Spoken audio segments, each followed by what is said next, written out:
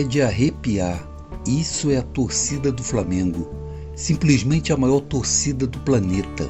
Isso mesmo, a torcida do Flamengo é a maior do Brasil e do mundo. Mas como ela chegou nesse patamar? Bom, se você está gostando do vídeo, já se inscreva no canal e nos ajude a bater 100 mil inscritos aí, torcida do Mengão. Agora vamos ao vídeo aí para saber tudo sobre o Clube de Regata do Flamengo e sobre a nação rubro-negra. Existe algo diferente quando se fala em Flamengo. Não é apenas aí um clube de futebol. É um fenômeno social, cultural e até político que atravessa gerações. Mas como um time que nasceu no Remo, no fim do século XIX, se transformou na maior potência popular do esporte brasileiro, com a maior torcida do planeta? A resposta envolve estratégia, acaso, momentos históricos e, acima de tudo, influência nacional. O Clube de Regatas do Flamengo foi fundado em 17 de novembro de 1895, no bairro do Flamengo, no Rio de Janeiro. O clube surgiu como um grupo de jovens interessados em competir no remo, que era na época o esporte mais popular. Naquele momento, o futebol aí ainda era visto com desconfiança pela elite carioca. A criação do Grupo de Regatas do Flamengo aconteceu em um ambiente quase improvisado, com reuniões realizadas em residências e espaços simples, mas com um objetivo claro: competir e vencer. Nos primeiros anos aí o Flamengo enfrentou dificuldades, ficou conhecido como Clube de Bronze, por acumular segundos lugares nas competições de remo. Mas essa fase aí inicial ela revela um padrão que se repetiria ao longo da sua história: resiliência. Em 1898 veio aí a primeira grande vitória, marcando o início de uma trajetória de crescimento. Pouco depois, o clube adotaria definitivamente as cores vermelho e preto, que se tornaria uma das identidades visuais mais fortes do esporte mundial. A entrada no futebol aconteceu em 1911, após uma crise interna no Fluminense. Jogadores insatisfeitos eles migraram para o Flamengo e criaram o departamento de futebol. Essa decisão mudaria completamente o destino do clube. A partir daí o Flamengo deixava de ser apenas um clube de remo e começava sua caminhada rumo à grandeza no futebol. Rivalidades foram fundamentais nesse processo. Os confrontos contra Vasco da Gama, Botafogo e o próprio Fluminense ajudaram a construir a identidade competitiva do clube. Esses clássicos não eram apenas jogos, eram eventos sociais que mobilizavam multidões e criavam laços emocionais profundos com a torcida. Mas o crescimento do Flamengo não pode ser explicado apenas dentro de campo. Um dos fatores mais decisivos foi o contexto histórico do Brasil. Isso porque, durante a década de 1940, em plena Segunda Guerra Mundial, o país passou por transformações importantes e o rádio se consolidou como principal meio de comunicação, e o Rio de Janeiro, então capital federal, era o centro das atenções. Com a instalação de estruturas de transmissão no Norte e Nordeste, os jogos do Flamengo passaram a ser ouvidos em regiões onde o futebol ainda não tinha clubes locais fortes. Enquanto isso, o time acumulava vitória nos campeonatos cariocas e o resultado foi direto. Milhões de brasileiros começaram a torcer por um clube que nunca tinham visto ao vivo, e assim nascia uma torcida nacional, ou seja, a nação rubro-negra. Esse fenômeno explica por que, até hoje, a maioria dos torcedores do Flamengo não está no Rio de Janeiro. A chamada nação rubro-negra, ela se espalhou por todo o país, criando assim uma base popular sem precedentes. E atualmente estima-se que mais de 50 milhões de pessoas torçam pelo Clube de Regatas do Flamengo, um número que coloca o Flamengo como o clube mais popular do Brasil e do mundo. Dentro de campo, o clube construiu aí uma galeria de títulos que reforçou ainda mais sua imagem. A conquista da Copa Internacional de 1981 colocou o Flamengo no topo do futebol mundial. As vitórias na Copa Libertadores da América em 1981, 2019, 2022 e 2025 consolidaram o clube como uma potência continental. No cenário nacional, são múltiplos títulos do Campeonato Brasileiro e da Copa do Brasil. O impacto dessas conquistas vai além das estatísticas. Cada título fortalece o vínculo emocional com a torcida, alimentando um ciclo contínuo de crescimento. E quanto mais o Flamengo vence, mais sua torcida cresce. E quanto maior a torcida, é maior a pressão e o investimento para continuar vencendo. Vamos falar aí da casa do Mengão nos seus jogos. É o estádio do Maracanã, que desempenha um papel central nessa história. Considerado um dos templos do futebol mundial, o estádio foi palco de momentos históricos do Flamengo. O recorde mundial de público entre clubes, com mais de 194 mil pessoas, foi em um Fla-Flu em 1963 e é um exemplo da dimensão que o futebol pode atingir quando combinado com paixão popular. O Flamengo também possui seu mascote e o primeiro foi o Marinheiro Popeye, personagem de quadrinhos na década de 1940.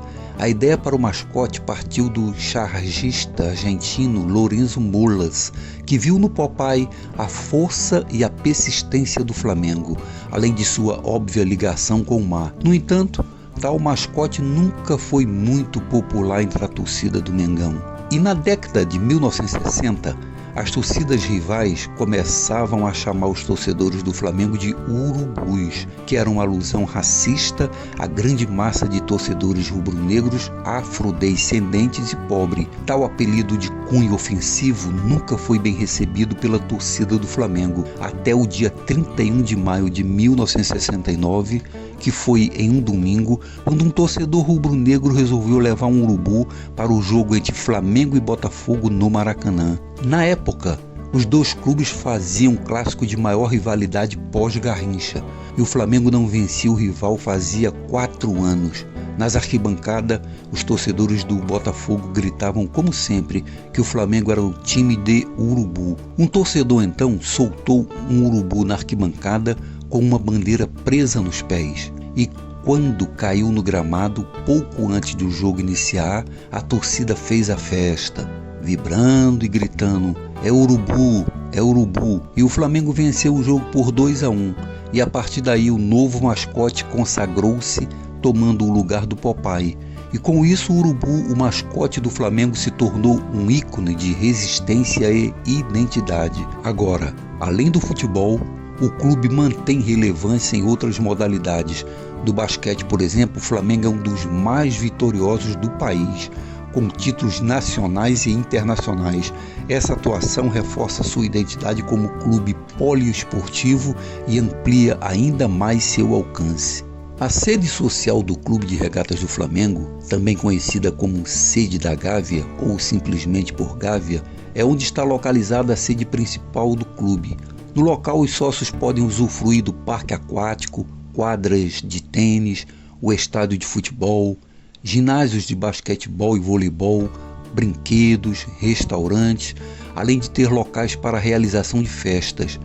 Em 2011, foi inaugurado no local o Museu do Flamengo, e em 1938, o Flamengo fez sua primeira partida oficial no estado da Gávea, perdendo para o Vasco por 2-0, e fez sua última partida oficial em 1997, vencendo o Americano por 3-0. Lá também tem a arena de beach soccer Maestro Júnior, que fica dentro da sede da Gávea, e foi inaugurada aí no dia 21 de julho de 2012 para partidas de futebol de areia. Ela recebeu esse nome aí em homenagem ao Júnior Capacete, jogador com o maior número de jogos com a camisa do Mengão e com passagem pela modalidade após a aposentadoria nos gramados.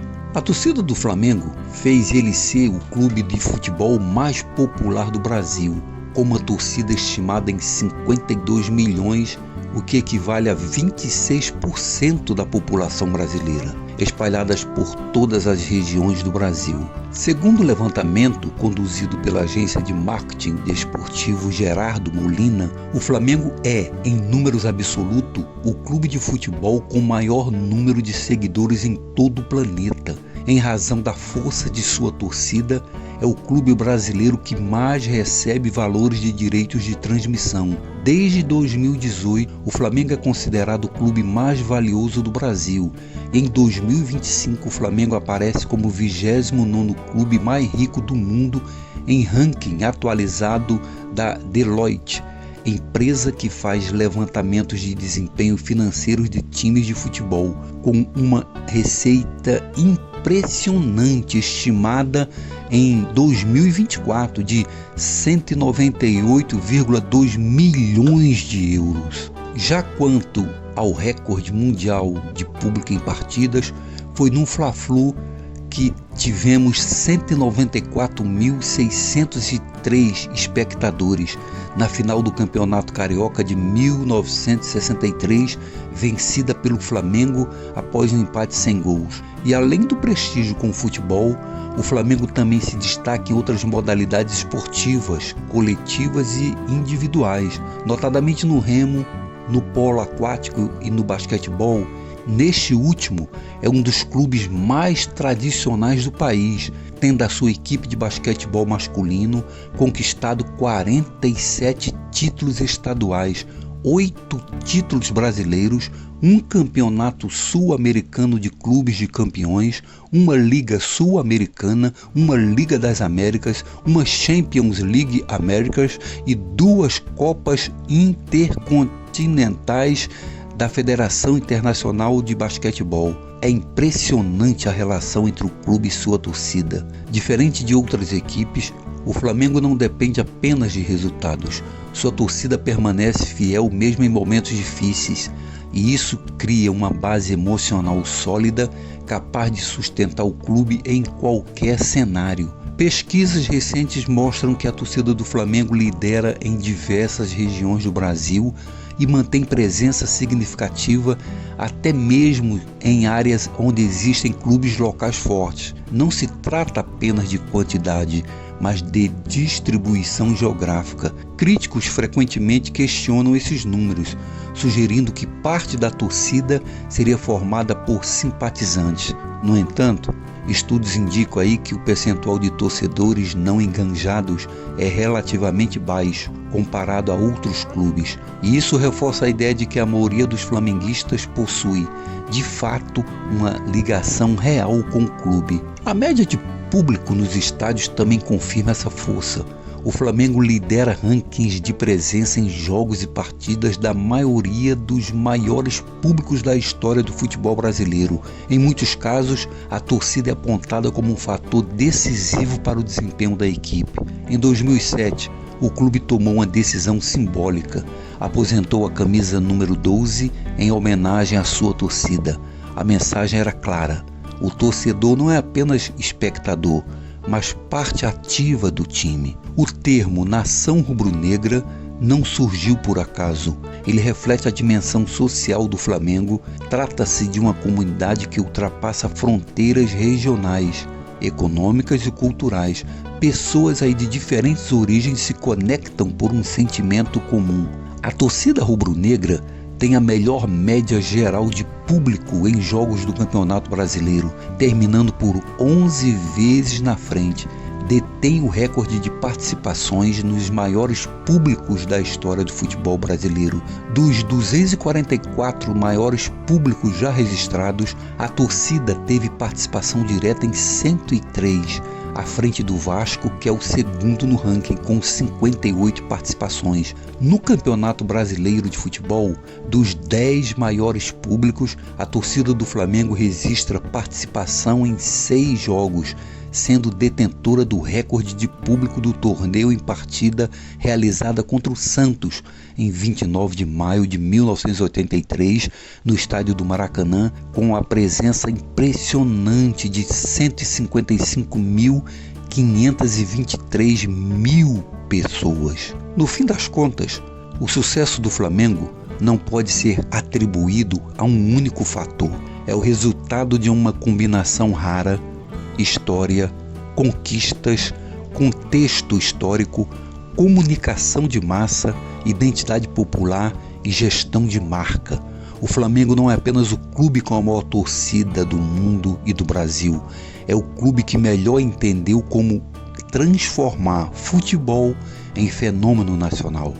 Afinal, ser Flamengo é paixão, amor, gritar que nem louco e sempre acreditar, pois ser Flamengo não tem explicação, já nasce campeão. Parabéns, torcida do Mengão. Uma vez Flamengo, sempre Flamengo.